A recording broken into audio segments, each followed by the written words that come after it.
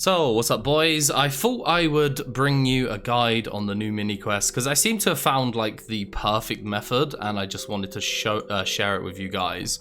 So I made one slight change which has upped my XP by like 10k difference nearly. But what you want to do first, obviously you want to do the mini quest, and then once you've done the mini quest you'll know how to get here. I'll put the mini quest on screen. So when you come in, you don't actually need a chisel, you just need rune pouches and NPC contact. You want to take 10 uncharged cells and 1 weak cell. The weak cell is not necessary, but it definitely helps the survivability of the game. So where I like to start is just here, or if you see there's like a gap or there's not many people doing this, you just want to make sure you've got one wall in every single one.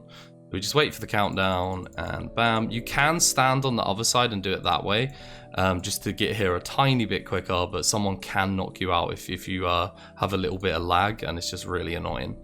But the main difference here is I used to mine until the first portal, but then I realized you can mine a lot less S and still have S throughout the whole game.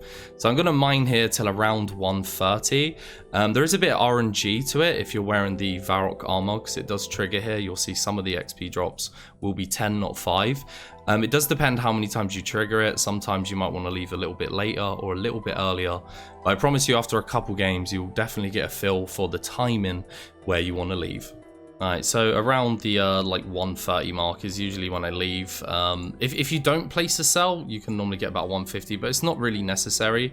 But leaving this early before the rift has even opened, you can squeeze in an extra one, an extra full run, so whole inventory and your rune pouches, and you can time it perfectly, so when you come out there's a portal right there. Alright, so now we want to pick the best one we can go in, which I'll cover in a moment. But if we go in, we make these, we should time it perfectly with a portal. With the first portal, you want to be a little bit careful though, which I'll explain in just a sec, but we're going to make these. We're going to head out. So with the first run, sometimes you come out and the portal's there and you don't want to risk missing it. So we'll check if the portal spawned. Okay, I'm a tad early this time, so we have time to deposit some stuff. Bam. Okay, southwest. So we just go straight for it here, especially on the first run. Sometimes usually you want to hand your stuff in the middle and put down your cell. But with the first one, the timing is a little bit iffy. So we just want to make sure we get in here and get the advantage of mining these in the portal, which fills up a lot quicker. So you can't go into the next one unless you've deposited your stuff. So the strong cell, you want, just missed that one, but you want to put it on the one that needs it the most. And then power up the center if you haven't yet, otherwise you can't go into the next rift. And then go into your next rift. So essentially what you want to be doing is alternating between using the portal and then crafting your own S. So it might look like I don't have enough S, but the timing should be perfect. So this round we'll now be crafting our own stuff. But I want to actually place these down as well. So we want to power up, see where needs it. If nowhere really needs it, just use the closest one for time. And then we deposit runes, and then this round is the round where we craft it ourselves. So take a moment just to explain which one you pick to go in. So there is a tier list, I'll put it on screen. So you want to obviously aim for the overcharged one first, and then the next tier like strong and so on. If you do get one of these, I'd say they're only worth keeping if they're strong or overcharged, and for the most part overcharged. So here Earth's actually pretty decent, so I'm actually going to destroy this one. So we're going to go for Earth because that one gives the better points and way more XP, because you actually get XP when you place the cells, so you want to try and make the best cells you can. But this one here is a strong, so pretty decent. Alright, so this part where you come outside, you may be tempted or feel like you want to be proactive and start crafting your S thinking it's going to save you time. It's really not worth it. If you find yourself like you're tick perfect and you're a little bit early, just mine. Like here, a lot of people feel the pressure. But if we just wait a couple seconds, there you go, south.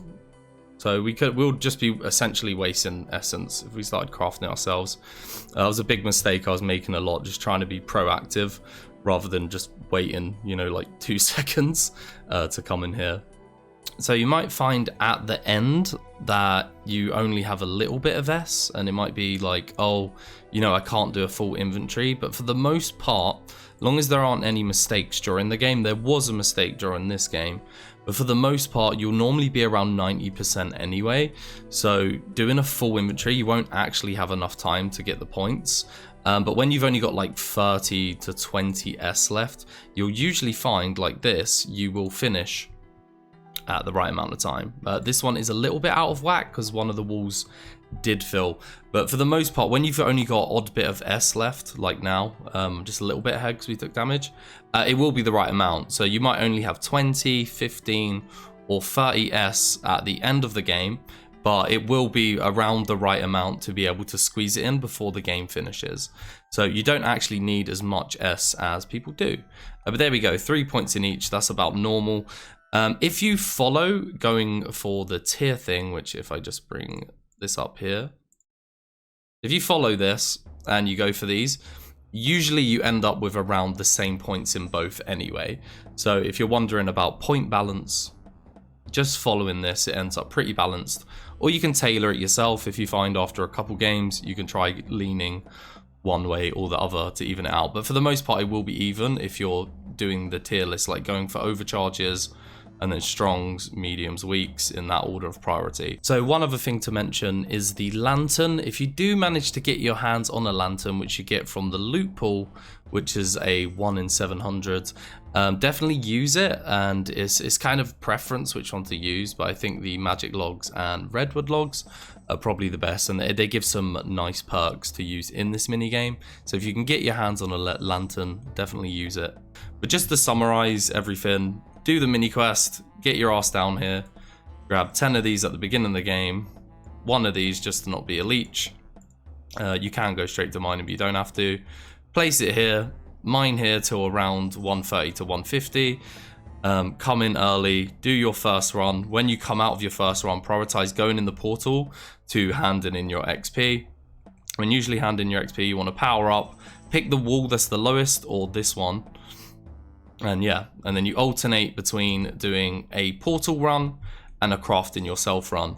Things to avoid: don't craft yourself while waiting for a portal. Choose mining over it, otherwise you'll find you have a weird balance of S.